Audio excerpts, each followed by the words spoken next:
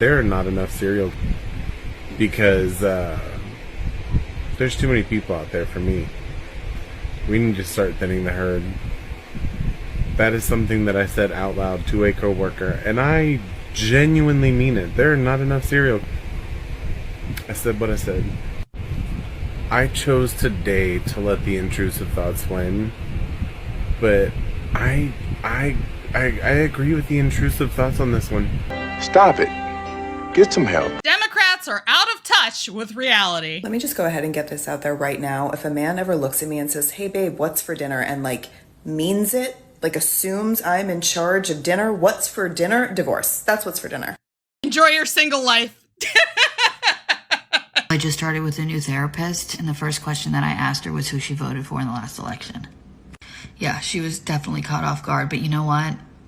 I stand by that. Because, hear me out, would you take advice from somebody that you think is dumb enough to be in a cult? Would you take advice from somebody that supports an individual that is currently causing you trauma? There's no way that I would want to get any guidance about any scenario that's happening in my life from somebody that supports you know what I mean? It really worked out because she was like, I voted for Kamala Harris. And I was like, perfect. Like, she was actually nervous because she didn't know I could have been a crazy Trump supporter and she could have been like, oh, this is going to be awkward. But it turned out really good. We ended up talking about, the issues with women, talking about politics and things that matter to both of us. And we really bonded. So highly, highly recommend if you're starting with a new therapist. Her therapist. Is Trump in the room with us right now, Karen? Right-wing authoritarianism is also very cruel to other people, and that's not hot. Taking care of people is hot. Rejecting control is hot. Rejecting the conformity is hot. Being compassionate and rejecting cruelty for other people is hot. Looking into facts, doing your own research, and understanding that anti-intellectualism will be the death of us is hot. Thinking critically is hot. But yeah, don't come at me saying that, oh, I'm hot and I'm on the right. No, you're not.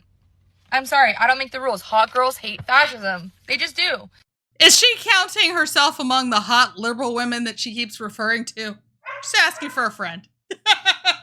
Easiest thing I've ever done to fight fascism is wear a mask. Hands down. Easiest, lowest effort thing.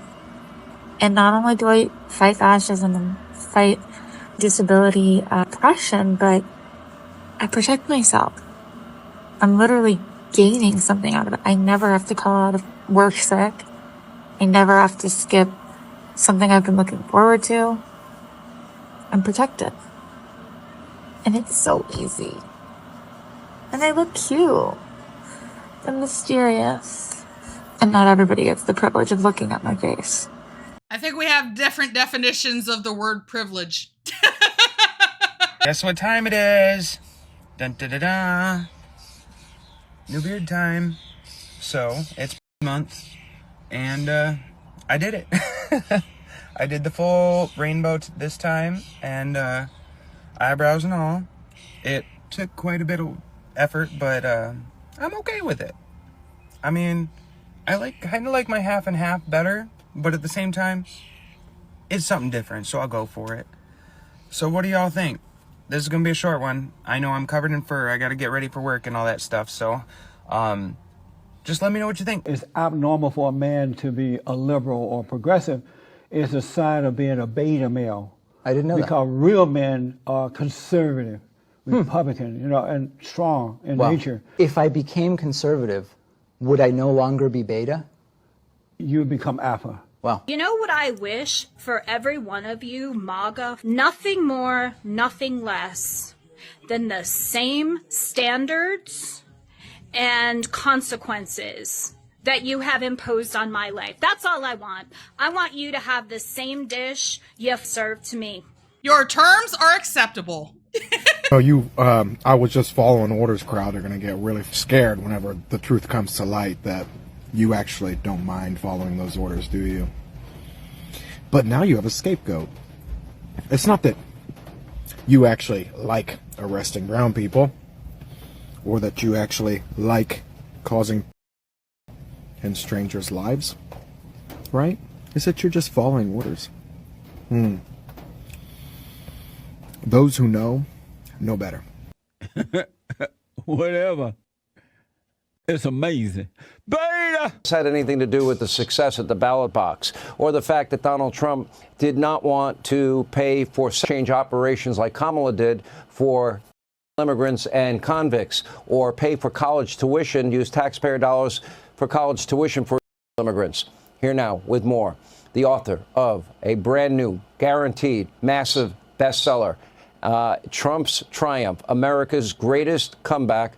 He's a historian at heart. He's a professor at heart. He's a friend indeed, former Speaker of the House, last person to balance the budget 4 or 5 consecutive years. Fox News contributor Newt Gingrich, congratulations, sir, on the new book. It is historic by every measure. And then you hear Tim Walz, and it's, well, Donald Trump gave you a sense of belonging, and he gave you a uniform. What, it had nothing to do with open borders, a horrible economy, them wanting taxpayer-funded change operations, had nothing to do with them wanting to take away our gas stoves, plastic straws, refrigerators, and air conditioners? No, you know, the nice thing, excuse me, the nice thing about this is that Kamala was shallow, and so she picked an equally shallow vice presidential candidate. Neither of these people have a clue about America. They don't have a clue about policy. They don't have a clue about the American people. And Tim Walz gets trotted out occasionally. At least he's more articulate than Kamala, who burbles, laughs, and gets lost. But the truth is, and I tried to get this across in my new book on Trump's Triumph, there is a very profound underlying cultural civil war underway. The American people increasingly are on the side of Donald Trump because they believe he stands up against the very values that are at the heart of the Obama-Biden system. And it was an Obama-Biden system, not just Biden. That system was racist. It was spent money like crazy. It believed in weird values. And I think the American people said no. You know, the amazing thing to me is usually after a defeat, a team will go back to the drawing board. They'll look at what they may have done right, but they'll also really examine what they did wrong. And there'll be something called a course correction.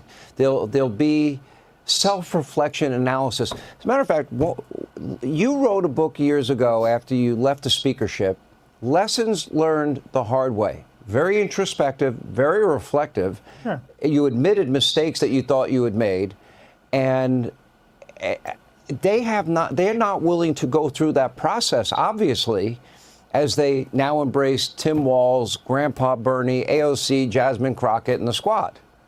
Thoughts? Well, look, but if you are the base of the modern Democratic Party, I mean, look at the mayor's race in New York.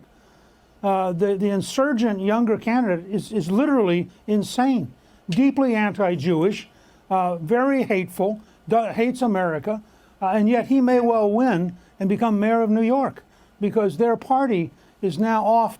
When you have an almost religious belief system, and I have to say, Nate Silver makes me feel very good because I've thought that there was a large element of craziness in the Democratic Party, and he's now confirming that it's in fact statistically true. And what you have are people, I mean, think about it. You have people who are out of touch with reality. They are. They are. So you're not really having a debate between two realistic systems. You're having a debate between people who believe in America, people who believe in the work ethic, people who believe in fundamental honesty, and people who are nuts. And I think we don't have the right language yet to place these two debates the way they should be. And as a result, we actually allow the other side to pretend. I'll give you an example. Everything they're saying about Medicaid cuts is a lie. It's a plain out lie. Because the fact is, this new beautiful big bill doesn't take anybody deserving of help off the Medicaid rolls. No one. It takes off immigrants, it takes off people who refuse to work, and it takes off people who are crooks. Now, why the Democratic Party would want to be the party of immigrants, crooks, and people who refuse to work is beyond me. And there's a couple of Republicans who get sucked into this language. But the truth is, they can't win any honest debate about any major topic. And Trump, like Reagan, understands how to pitch the issue in a way that people look up and go, oh yeah, well, that's obvious, I'm with him. And that's part of what my book's all about, is how did he and the American people came together to create a remarkable moment. The other side is running on nothing but stop Trump by any means necessary. So they have no problem telling huge whoppers of lies. They just lie and lie and lie and gaslight the other side until the other side just goes insane. You can use my Buy Me a Coffee link to buy Leroy a dog treat. Leroy, stop that. You're so cute. Oh, I love you. I love you. You guys steal the show. Thank you for tuning in to another episode of Red Dawn Daily with your host, me, Dawn Marie, and sometimes Leroy. Leroy, you're not bored, are you? Leroy, did you know that 9 out of 10 people only watch to see you? Yeah. I'm just kind of here holding space for you. It's true. It's true. Leroy, you're so much fun. You're way more fun than any puppet. Right, Leroy?